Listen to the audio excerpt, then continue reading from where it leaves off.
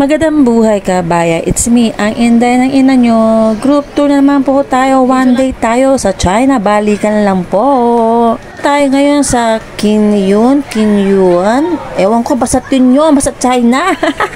Ito po yung merong yung glass bridge at saka meron siya mga waterfall. Meron din pong water drifting po, yung mga may gusto po, kasama na dyan, kasama namin. Mga ilan po sila, mga 4 po ata sila. Po ang CNC Express Travel Limited. O dyan na nagising kabaya, mga around 4:30 kasi ang meeting place namin sa Lowo pa. And then 7 o'clock dapat andun ka na sa may circle. Lahat ng mga nagtutour dun talaga sa Lowo po ang meeting place po. After namin na nakalagpas sa immigration ng Hong Kong and then sa China, ito na nga nasa bus na kami kabayan. Nga po pala ang magiging tourist guide namin. Alam niyo ba kung anong pangalan niya? Ay 7-Eleven Estes 11 ang pangalan niya. Ba ang pangalan niya, di ba? Dahil mahaba ang paglalakbay natin, may 3 oras kabayan. Oo, tama kayo. 3 oras. Punta doon sa destination natin sa pangalan to, sa may glass bridge at saka sa may waterfall. Pero habang naglalakbay tayo, nandyan yung may palaro ang CNC para hindi ba kami maboard, o di ba bongga? Ang papremyo yan. At saka tignan nyo dyan, laters. Merong din kumakanta, o di ba bongga? Nagdala kasi si ate ng ng pang video, okay. Apo pala ha, congratulations sa lahat ng mga nanalo, lalo na doon sa nanalo sa round ticket. Uwi ng Pilipinas. O, diba? Ang bongga ng CNC. Na naghanap po ng travel agency. Dito po, legit po ang CNC Express. Sino mag-tour sa Thailand, Bangkok, whatever, anywhere around the world. Oh, dito na lang sa CNC kayo. Sa bus kayo yan, meron yung overseas tourist guide natin na t-shirt. Napakaganda yung mga t-shirt nila. Cotton yan po. $50 lang yan. Ang nakalagay dyan is I love Shenzhen. Nasa sa inyo po kung kukuha kayo o hindi. Pero kung hindi naman, okay lang po. Kayang kabayan, nag-stop over muna para kumain ng lunch. Dito din, mga ilang oras, mga 1 oras na lang. Andun na tayo sa pupuntahan natin. Pero kailangan natin muna kumain bago tayo pumunta doon para may lakas ba tayo. Na ito ha, is free. Kasama ito sa binayaran namin. Ay bongga, grabe. Sobrang busog kami dahil ang daming pagkain. Hay, sa totoo lang, hindi namin naubos ang pagkain. Ang daming mga tira-tira. Ano lang, yung iba nag-sharons na lang. Ito si ating naka-purple ay nagluto yan ng dinuguan. Ay napakasarap. Kung nanonood ka, sana sa birthday ko, pagluto mo ako. Char! Nga yung mga group 11s. O, diba? 11s kasi yun yung pangalan tour guide namin, 11s. Kaya group 11s kami. Na alam kabayan kung anong oras na kami nag-lunch dito, mga alas 12 or 1 o'clock. I'm not sure. Panoorin nyo na lang mamaya yung mga pagmumukha nyo later.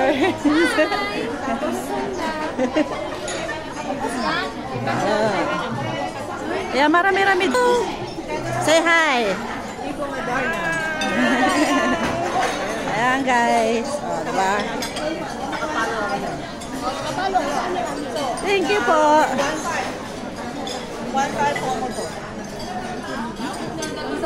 Kaya na kayo, wag na picture. Teka na. Ay, gusto nyo ng soft drinks? Asan yung andun, mamaya yung picture ko. Ang dami pagkain. Sino ba yung kayo ng sinubuan dyan?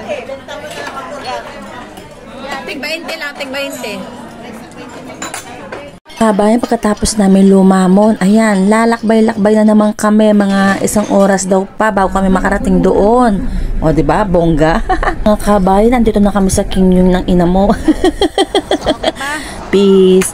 Eto na nga, dandyan na kami, pero hindi pa ito yung glass bridge. Ay, nako, marami pa kaming lalakbayin pa talaga. Akala ko dito na nga pero, wag ka, nandito kami, nakatayo kami kasi kailangan namin magpa-pictures. 1 by 1. Required po kasi yun. Ayaw at sa gusto mo. Kasi kung ayaw mo, hindi kayo makakapunta doon sa pupuntahan nyo. So, magpa-picture ka. Ay nako, sobrang init. Grabe. at sobrang daming tao dyan. Libo yata ang mga nagpunta dito. Pasin nyo dyan sa mga videos ko kabayan, may mga daladala silang tabo, o yung iba nakapang swimming, o yung iba may nakahuba dahil pupunta sila sa sa water drifting ba tawag doon. Kami iba yung namin pupuntahan namin, doon lang kami sa glass bridge at saka sa waterfalls. Pagkatapos namin magpa-pictures one by one and group, ayan, naglalakad na naman kami. Hanggang sa makarating kami din so sasakay na naman kami ng bus. O diba? Kung mapapansin nyo, ang dami-dami namin. Kaya yung bus ito siguro mga mga 10 minutes lang ata, mga ganun. Mabilis lang. Ito na nga, after ng ilang minuto, nandito na kami. O, diba? Bilis. Wag ka. Hindi pa ito. Nakikita nyo yun? Nakikita nyo yan? Yan yung lalakarin natin.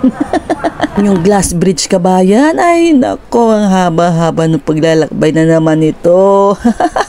Doon nga po pala ito kabayan. Kung ikaw mahilig ka mag-hiking, gora ka dito kabayan, gora ka. Make sure magdala po tayo ng extra damit, towel, pamaypay, payong, at saka higit sa lahat, waters. At kung maaari, magdala din kayo ng gamot, Panadol. Magdala din kayo ng pagkain nyo kabayan abang naglalakad kayo dyan. Tutuman kayo. Actually, may tindahan naman dyan. Kaso syempre, baka hindi nyo gusto yung mga pagkain. Baka kabayan, habang naglalakbay kami, habang naglalakad, ito yung mga makikita mo. Ito yung kinaganda sa paglalakad mo, paglalakbay mo dito sa bundok.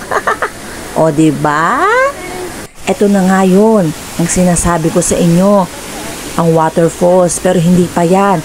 Marami tayo makikita dyan. O, diba? Bonggang-bongga.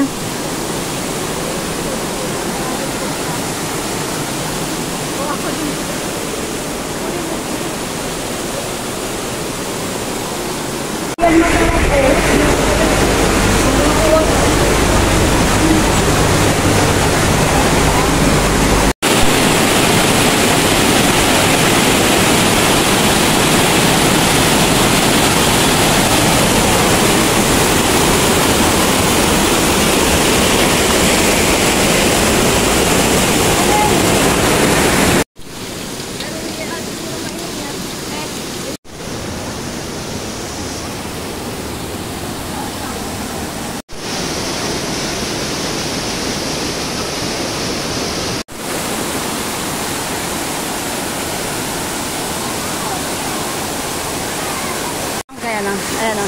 Dito ka. Video? Oo, video yan. Ang dulo. Tapos natin sa waterfalls na madaanan. Ito na nga, nakikita yung bilog yan.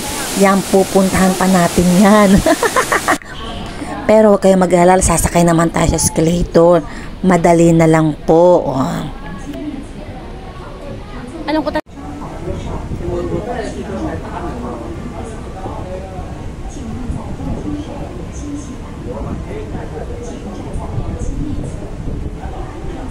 Ito na nga, sinubukan ko muna ito. Ay naku, grabe. Isa sa mga maganda na nasa pictures na in-upload ko noon. Ito, ito, grabe. Ay naku, nakakatakits ito. Hindi ko kinaya, pero ito si bebe ko, ang tapang. Isa din to, ayan, grabe, isa din to. Ay, kaloka, ang tatapang nyo. Ako, nanginig talaga yung binti ko dyan. So, ito na ang hinihintay natin. Ang glass bridge.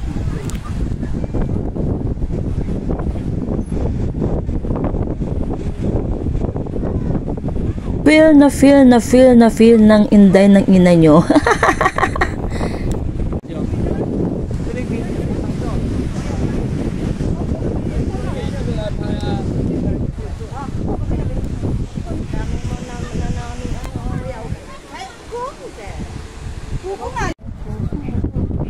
Nakikita nyo ba yung binibidyo ko? Ayan, yung bilog na yan. Yan yung pupuntahan natin. Yan yung pinakamataas talaga, kabayan. So, maglalakbay lang tayo ng mga ilang minuto lang. Akit na naman kami! Nakaakyat ako, guys! Yung pa ako! Hindi ko kaya! Totoo lang kabayan, marami kang pwedeng sakyan dyan. Mga pang, ay nako, nakakatakot. Kaya lang si Inday ng ina nyo, ayaw niya. Dahil takot sa mga ganyan-ganyan. Tulad ng mga yan, oh, ay, color fish. Yung mga malalakas na loob dyan, ay. Eto, nandito na nga tayo sa pinakamataas na glass bridge sa tuktok nito. Ay, naku, ang ganda, panoorin nyo, oh. Kitang-kita talaga yung, yung waterfalls. At alam nyo ba, gumagalaw-galaw siya.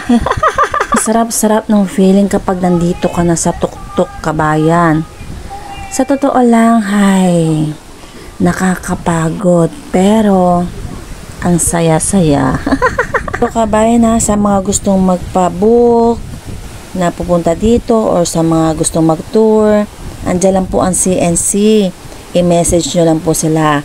Nakatag po sila sa akin. Pupunta rin po, make sure meron kayong rooming para magamit nyo yung, yung mga Alipay nyo, yung pangbayad nyo. Or kung wala naman po kayong Alipay, maaari din kayo magpapalit na lang ng pera nila kasi baka pag nandyan kayo, may gusto kayong bilhin, na katulad ng tubig, makabili po kayo. At higit sa lahat kabayan ha, magdala kayo ng pagkain nyo. Baka syempre, hindi nyo type ang mga pagkain na nandyan. Paalala lang po ni Inday ng ina nyo, sa mga balak mag group tour o pupunta dyan sa pinuntahan namin, make sure ha na napayagan kayo ng mga amo nyo na malate kasi kami na uwi kami dyan is around mga 11 na po ata. Oo, nakarating kami sa bahay mga 11:30. So kung may balak po kayo, magpaalam na po kayo sa mga amo nyo para sures kayo. Sures! O siya, hanggang dito na lang. Marami pa yan. Hanggang sa pagbaba namin, meron pa kayong makikita na magagandang tanawin. Hindi lang dyan sa taas. Wala na akong boses guys. So, hanggang dito na lang ha. Maraming salamat. Patapusin nyo yan. Para may idea po kayo. Kaya nag-vlog ako. Para sa mga gustong pumunta. Meron na silang idea, diba? So, ayan. Bye-bye. Nang Inday ng ina nyo. Mga chup-chup. Maraming salamat.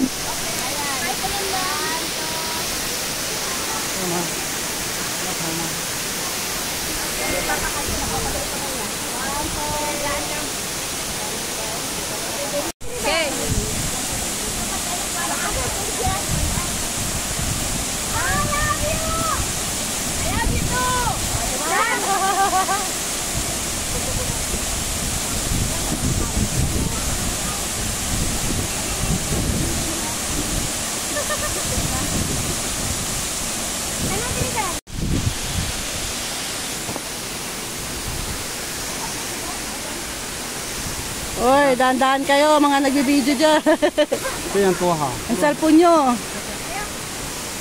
Okay.